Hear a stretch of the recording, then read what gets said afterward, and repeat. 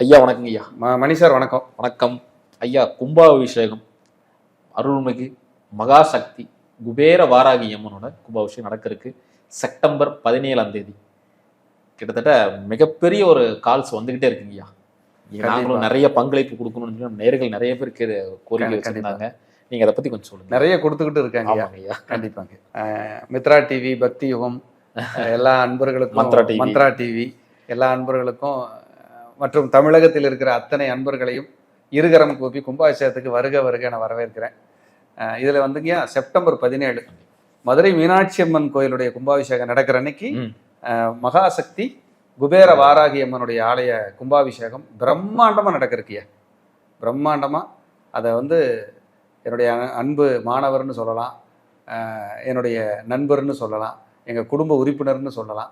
அப்படிப்பட்ட ஒரு ஏழை மாணவர் அவருக்கு வாராகி அனுகிரகம் செய்து இந்த ஆலயத்தை ரொம்ப சிரமத்தின் அடிப்படையில் பொதுமக்களுடைய ஒத்துழைப்பில் வந்த டொனேஷனில் அந்த ஆலயத்தை உருவாக்கியிருக்கார்.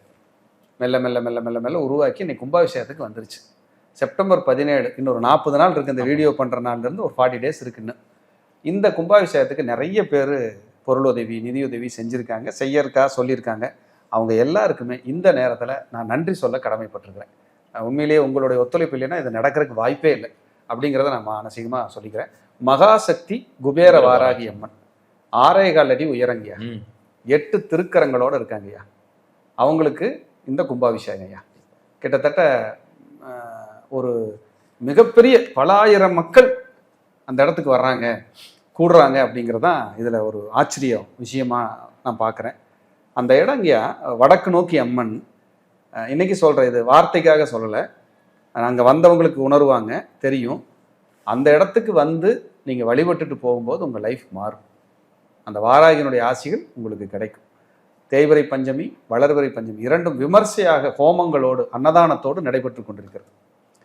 அந்த ஏழை மாணவர் திரு சக்திவேல் அவர்கள், சக்திவேல் சுவாமிகள், அவங்க குடும்பத்தார் இதுக்கு சிரத்தையாக தங்களை அர்ப்பணித்து அந்த இடத்துல திண்டுக்கல் மாவட்டம், திண்டுக்கல்லிருந்து குஜிலியம்பாறை போகிற வழியில் எரியோடுக்கு அடுத்தது என் புதுரோடுங்கிற ஊரில் ரோட்டின் மேலேயே பக்கத்திலேயே அமைந்திருக்கிற அற்புதமான ஒரு ஆலயம் தான் மகாசக்தி குபேர வாராகி அம்மன். குபேர வாராகி வடக்கு நோக்கி இருக்காங்க.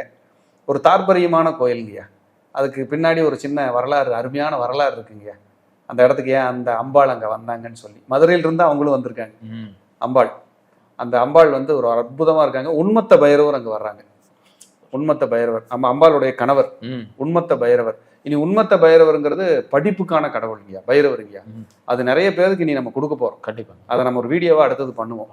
இந்த கும்பாபிஷேக விழாவிற்கு செப்டம்பர் 17 2026 வியாழக்கிழமை காலை 10:45 10:45 11:10 கும்பாபிஷேகம். கும்ப கலசத்துல தீர்த்தம் விடுறோம்.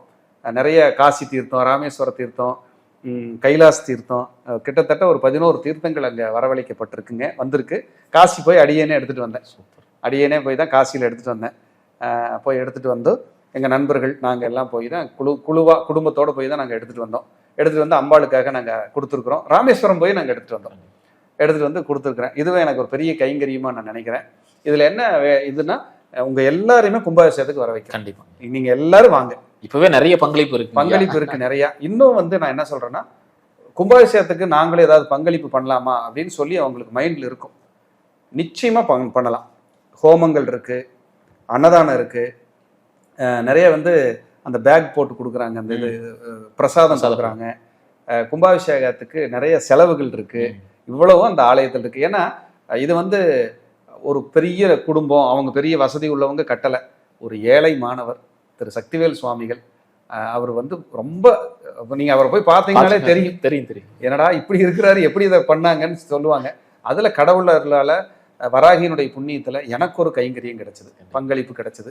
நாமளும் அது பங்கெடுத்து இந்த கும்பாபிஷேகத்துக்கு என்னென்ன பணிகள், திருப்பணிகளுக்கு நம்மளால முடிஞ்ச கைங்கரியங்கள் என்ன செய்ய முடியுமோ உடல் உழைப்பு எல்லாம் போட்டுக்கிட்டு இருக்கிறோம். இன்னும் அந்த கும்பாபிஷேகத்துல அடியன் ஒரு வாரத்துக்கு முன்னாடியே போறேங்க. 6 கால பூஜை நடக்குது. கும்பாபிஷேகம் வெகு விமர்சையா நடக்குது. எல்லாம் அம்பாளுடைய ஆசி தான், நம்ம கையில் எதுவுமே இல்லைங்க. இந்த கும்பாபிஷேகத்திற்காக நீங்கள் பொருளுதவி, நிதி உதவி எது அளிக்கணும் அப்படின்னாலும் கீழே டிஸ்கிரிப்ஷனில் அவங்களோட ட்ரஸ்ட் அக்கௌண்ட் நம்பரும் ஜிபே நம்பரும் இருக்கும், கான்டாக்ட் நம்பரும் இருக்கும். நீங்கள் கான்டாக்ட் பண்ணி உங்களால் முடிஞ்ச கைங்கரியங்களை, ஏன்னா வாராகி கைங்கரியத்துக்கு நீங்கள் பங்கெடுக்கிறது அவ்வளவு சிறப்பு.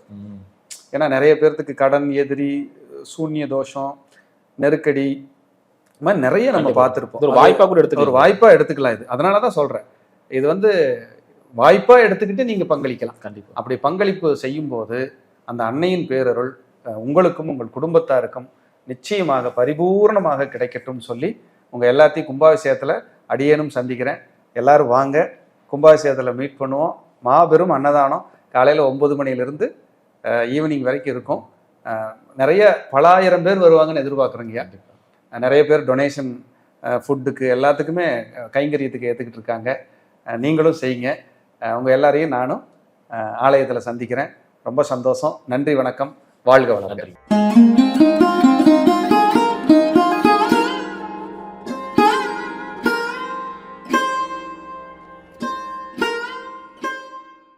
ஐயா வணக்கங்க ஐயா. மணி சார் வணக்கம். வணக்கம் ஐயா. நீங்கள் பார்க்கக்கூடியது 6ஆம் பாவத்தில் இருக்கக்கூடிய நோய்கள் நீங்கள் சொல்ல தேவையில்லை, அவ்வளோ விஷயங்கள் இன்னைக்கு இருக்குது.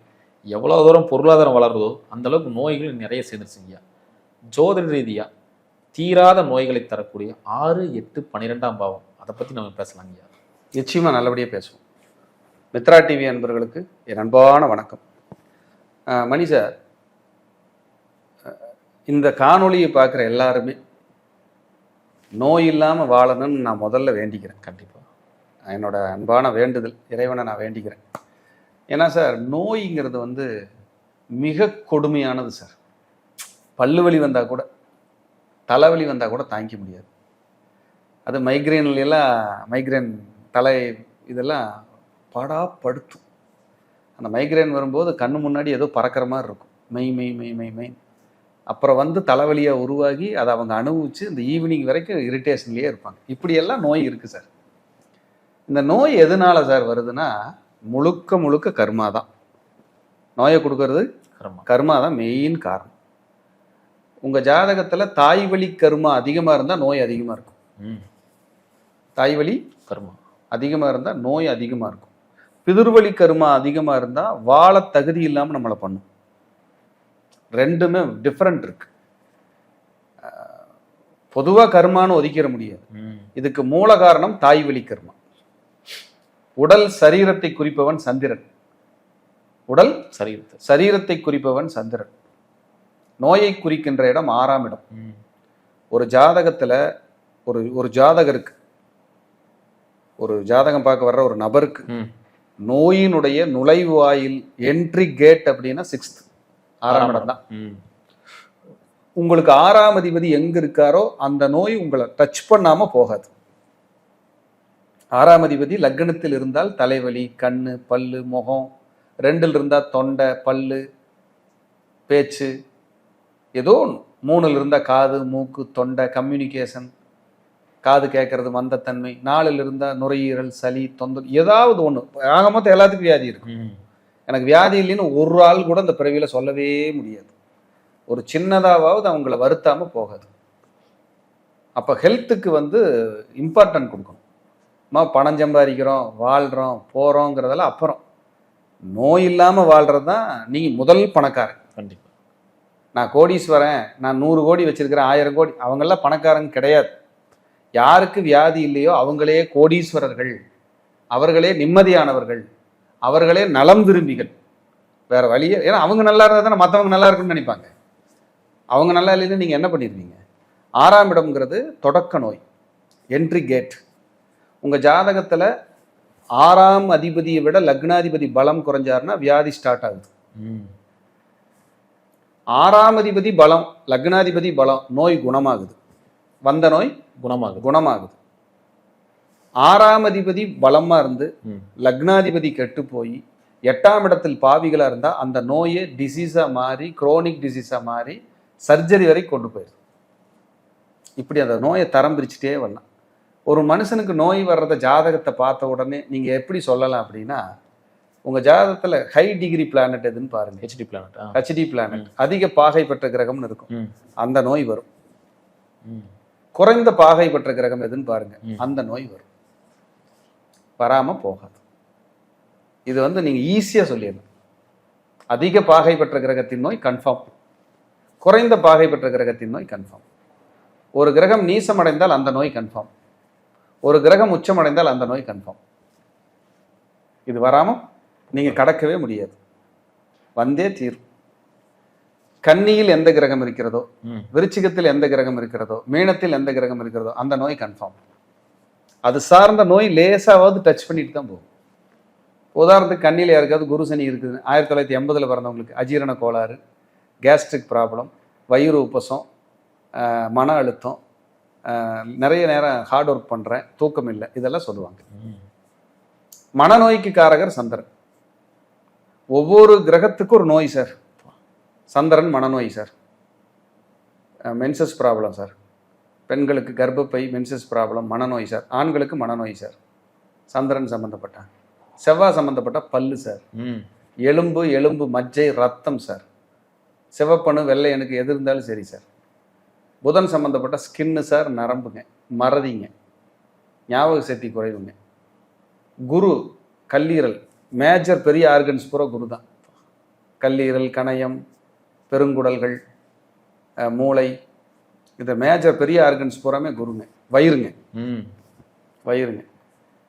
அடுத்தது வந்து சுக்கிரனுங்க, பிறப்புறுப்பு, செக்ஸுவல் டிஸார்டர், சர்க்கரை நோய், ஹார்மோன்ஸ் இன்பேலன்ஸ், தைராய்டு வியாதிகள், இது பூரா சுக்கிரன் சார். சனியினுடைய வியாதிகள்னு பார்த்தீங்கன்னா கழிவுகள் ஒழுக்கமாக வெளியேறாதனால ஏற்படக்கூடிய துன்பம், கால்வலி, கைவலி, ஃப்ராக்சரு, இதெல்லாம் எலும்பு இதெல்லாம். சூரியனால் ஏற்படக்கூடிய வியாதிகள் வந்து பார்த்தீங்கன்னா தலைமுடி உதிர்வு, கண் பிரச்சனை, மன அழுத்தம், தேவையில்லாத கற்பனை, நடக்கக்கூடாததை நடந்தது போல் செய்யும் கற்பனை, இதெல்லாம் சூரியன் சார். ராகு வந்து கண்டறிய முடியாத வியாதி. நவீன பெரிய இயந்திரங்களை வச்சு நீங்கள் போய் ஒரு வியாதியை செக் பண்ணணும்னா ராகு சார். கேது சித்த வைத்தியம் சார், சித்தா சார், ஆயுர்வேதம் சார். எப்படி பிரிச்சிருக்காங்க பாருங்க நம்ம மக்கள். கேது நரம்புகள் சார், மெலிசான நரம்புகள், சிக்கலான நரம்புகள். ராகு வந்து மடக்கி நீட்டுற இடம், திரும்புகிற இடம், இந்த கழுத்தில் இப்படி திரும்புகிற இடம், இந்த கை கால்கள் இப்படி இப்படி மடக்கிற இடம், இதெல்லாம் ராகு சார். ராகு தான் சார் இது. ராகு சரியில்லைன்னா இதெல்லாம் வரும் சார். ஸ்கின் தொந்தரவு சார், யூரினரி தொந்தரவு சார். எங்கெல்லாம் ஒரு கண்டுபிடிக்க முடியல ஒரு வியாதி தொந்தரவு பண்ணுதுன்னா ராகு இருக்காருன்னு அர்த்தம். அப்போ இப்படியெல்லாம் கிரகங்களுக்குன்னு ஒரு வியாதியை கொடுத்து வச்சுருக்காங்க. 6ஆம் இடம் வியாதியின் நுழைவாய். 8ஆம் இடம் என்ன பண்ணுதுன்னா குரோனிக் டிசீஸாக மாற்றுது.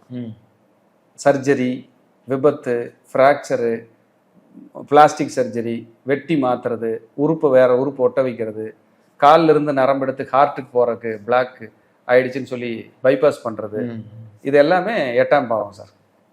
12ஆம் இடம்ங்கிறது என்னென்னா பெட் ரெஸ்ட், பெட் ரிட்டன், ஹாஸ்பிட்டல்லே படுக்க வச்சுறது. 1 மாதம் ஐசியூவில் இருந்தார், 3 மாதம் பெட்டில் இருந்தார், 6 மாதம் பெட்டில் இருந்தார், இதெல்லாம் 12ஆம் இடம். சரி, இத்தனை வியாதி வந்துருச்சு. உங்களுக்கு லக்னாதிபதி நல்லா இருந்தால் இம்யூனிட்டி பவர் நல்லா இருக்கும், நீங்கள் எதையுமே ஜெயிச்சிடலாம். செவ்வாய் நல்லா இருந்தால் இம்யூனிட்டி பவர் நல்லா இருக்கும். சூரியனும் குருவும் நல்ல நிலைமையில் உங்கள் ஜாதகத்தில் இருந்து 9ஆம் இடம் நல்ல நிலைமையில் இருந்தால் உங்களுக்கு சூப்பரான மருத்துவர் வாய்ச்சிருவார். நீங்கள் போய் அவர் கை வச்சாலோ ப்ரிஸ்கிரிப்ஷன் எழுதி கொடுத்துட்டாலோ உங்களுக்கு நல்ல மெடிசன் கிடச்சிடும். நீங்கள் எவ்வளோ பெரிய வியாதியிலிருந்து வெளியில் வந்துடலாம். உங்கள் ஜாதகத்தில் சூரியன் கெடாமல் 5ஆம் இடம் கெடாமல் இருந்தால் நோயிலிருந்து ஈஸியாக விடுதலை அடைஞ்சு வெளியில் வர முடியும். இல்லை நோயை தாங்குகிற சக்தி நமக்கு கிடைக்கும். இவ்வளோ விஷயம் இருக்குது சண்டை. நோய்க்குன்னு பார்த்தீங்கன்னா இவ்வளோ விஷயம் இருக்குது சார். அப்போ ஒரு ஜாதகத்தை பார்த்த உடனே மெடிக்கல் அஸ்ட்ராலஜினே இருக்குது தனியாக. ஒரு ஜாதகத்தை பார்த்தா என்ன வியாதி இருக்குது, எப்படி இருக்குது, என்ன பண்ணுவாங்க, உங்களுக்கு என்ன மாதிரி இருக்குங்கிறது இதெல்லாமே ஜோதிட ரீதியாக நம்ம சொல்ல முடியும். இருந்தாலும் முறையான மருத்துவம், முறையான மருத்துவ சிகிச்சை, முறையான மருத்துவ ஆலோசனைங்கிறது ரொம்ப முக்கியம். அது நீங்கள் பண்ணிக்கணும். அது பண்ணாமல் நீங்கள் ஒன்றும் பண்ண முடியாது. நல்ல டாக்டர்ஸ் கிடச்சிருவாங்க நேரம் நல்லா இருந்தால். டைம் சரியில்லைன்னா தப்பான இடத்துக்கு போய் மாட்டிக்குவீங்க. அவருக்கு உங்களை பார்த்தா உங்கள் கருமம் என்ன செய்யும்னா சரியை இயங்கவே விடாது, வேற ஏதாவது தப்பாக எழுதிடுவார், தப்பாக நடந்துடும். சார் நான் இப்படி மருந்து எப்படி கொடுத்தேன்னு தெரியலன்றுவாங்க. தப்பு நடக்கிறதுக்கு சான்ஸ். கவனிக்காம விட்டுட்டேன். செகண்ட் ஒப்பீனியன் வாங்குறது யாருன்னா குருவும் 9ஆம் இடம். ஒரு டாக்டரை பார்த்தேன், எனக்கு சரியில்லைன்னா 6ஆம் இடத்தோட 8ஆம் இடத்தோட 12ஆம் இடத்தோட குரு வந்தா ஒரு டாக்டரோட நீங்க நிறுத்த மாட்டீங்க. 3 டாக்டர் 4 டாக்டர் குருவும் 9ஆம் அதிபதியும் உங்களை கைட் பண்ணிடுவாங்க. இந்த டாக்டர் இல்லைன்னா அந்த டாக்டர் கிட்ட குணமாகும், அந்த டாக்டர் இல்லைன்னா அந்த டாக்டர் கிட்ட குணமாகும். இது எல்லாமே கிரகம்தான். அப்ப இவ்வளவு விஷயத்த சொல்லுதே. ஜோதிடம்ங்கிறது மகா சமுத்திரம் இல்லையா? கண்டிப்பா. பெரிய வேலை இல்லைங்களா? நோய் இல்லாம வாழ்றதுக்கு. நோயோட யாராவது இருந்தா டெய்லியுமே தன்வந்திரி மந்திரத்தை முறைய படிங்க. 54 முறை டெய்லியும் படிங்க. ஓம் நமோ பகவதே வாசுதேவாய தன்வந்திரியே அமிர்த கலச கஸ்தாயன்னு ஆரம்பிக்கும். அந்த மந்திரத்தை மனமுருகி 2 விளக்கேற்றி வச்சு ஆத்மார்த்தமாக படிங்க. நோயினுடைய தாக்கம் குறையும். இல்லைன்னா நல்ல மருத்துவர்கள் கிடைச்சி நீங்கள் சரியா வைங்க. அப்படிங்கிறது முதல் விதி. 2வது, மகா பெரியவர் அருளிய அஸ்மின் பராத்மன் நனுபாத்ம கல்பே துவமித்த முத்தாபித பத்ம யோனிகி அனந்த அப்படின்ட்டு ஆரம்பிக்கும். அந்த மந்திரத்தையும் நீங்க ஆத்மார்த்தமா சொல்லுங்க. அஸ்மின் பராத்மன் நனுபாத்ம கல்பேன்னு ஆரம்பிக்கும். மகா பெரியவர் ரெஃபர் பண்ணியிருக்காரு. எழுதியது வேற. நாராயண பட்டர்னு ஒருத்தர் எழுதினார், குருவாயூர்ல உட்கார்ந்து. அப்படிங்கிற அந்த இது அவ்வளவு பெரிய சக்தி வாய்ந்த பாடல். அப்படி போய் நம்ம உட்காரும் போது, அந்த படிச்சும் போது உடல்ல இருக்கிற இதெல்லாம் நல்லபடியா வேலை செய்யுதுன்னு சொல்லி நிறைய பேர் ரிசல்ட். அது படிக்கும்போது எங்களுக்கு நல்ல மெடிக்கல் கிடைச்சிருக்கு, அந்த மருந்து வேலை செஞ்சிருக்கு, ஒரு நல்ல மருத்துவர் கிடைச்சாரு, நாங்கள் போய் பார்த்த உடனே எங்களுக்கு குணமாயிருக்குன்னுலாம் சொல்றாங்க.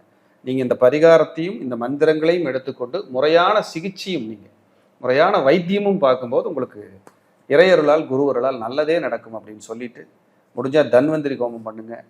வைத்தியநாத சுவாமி கோயிலில் ஒரு செவ்வாய்க்கிழமை சித்தாமிர்த தீர்த்தத்தில் வழிபட்டு, அங்கே பூச்சாந்து உருண்டைன்னு சொல்லுவாங்க, அந்த உருண்டையை போட்டு பிரார்த்தனை பண்ணி வழிபட்டுட்டு, வைத்தியநாதரையும் தையல் நாயகியும் முத்துக்குமார சுவாமியும் அங்கே இருக்கிற தன்வந்திரி சித்தர் பீடத்தையும் மற்றும் அங்கே இருக்கின்ற அங்காரகனையும் வழிபட்டு வர சர்வதோஷமும் சர்வ வியாதியும் நிவர்த்தியாகி நல்ல மருத்துவரும் நல்ல மருந்துகளும் நல்ல மருத்துவமனையும் உங்களுக்கு அமையும் என்பதை சொல்லி, அனைவரும் நோயில்லாமல் வாழ எல்லாம் வல்ல பரம்பொருளை தியானிக்கிறேன்.